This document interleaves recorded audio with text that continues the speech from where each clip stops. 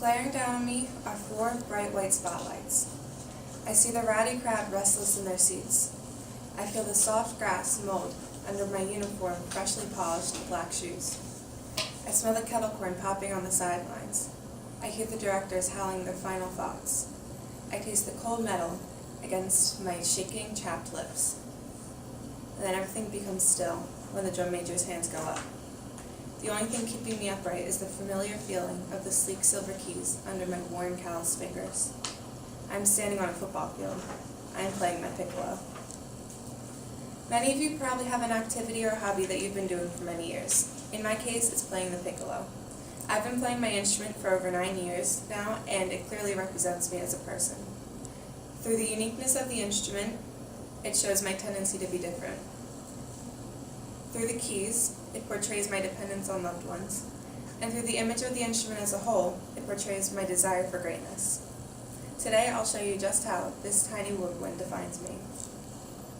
The first self-attribute that is expressed through my piccolo is my tendency to stand out through the uniqueness of the instrument.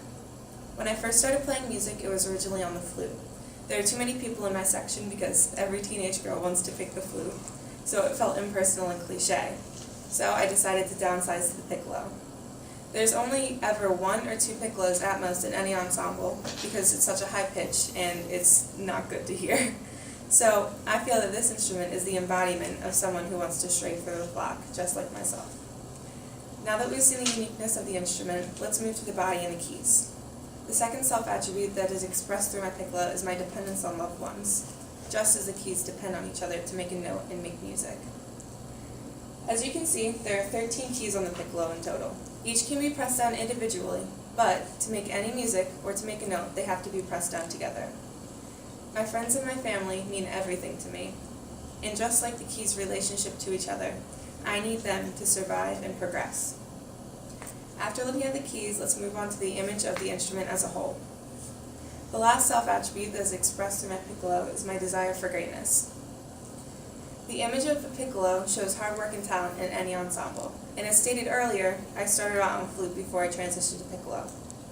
Now, in any band or any ensemble, it's a very high honor for the flute player to be picked to play the piccolo. So, in every band that I've been in, I've worked tirelessly, practiced night and day, and played my heart out to prove that I was worthy for that spot. And through my hard work and my drive for greatness, I proved that I was worthy to be the first chair and the piccolo player in my ensembles. So as we've seen today, this object that brings me joy and music clearly represents me as a person.